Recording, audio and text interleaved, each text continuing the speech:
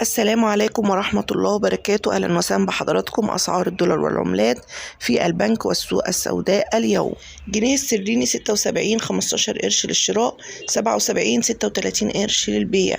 يورو 76 60 قرش للشراء، 77 56 قرش للبيع. درهم إماراتي 16 جنيه 75 قرش للشراء، 17 جنيه للبيع. ريال قطري 16 جنيه 85 قرش للشراء، 17 جنيه 5 قروش للبيع. ريال سعودي 16 جنيه 35 قرش للشراء، 16 جنيه 70 قرش للبيع. دينار كويتي 199 80 قرش للشراء، 202 90 قرش للبيع. الدولار في البنك 30 جنيه 85 قرش للشراء، 30 جنيه 90 قرش للبيع. الدولار في السوق السوداء من 62 75 قرش إلى 63 65 قرش، والسعر متغير من مكان إلى مكان ومن وقت إلى آخر، ولا ننصح بالتداول عبر السوق السوداء.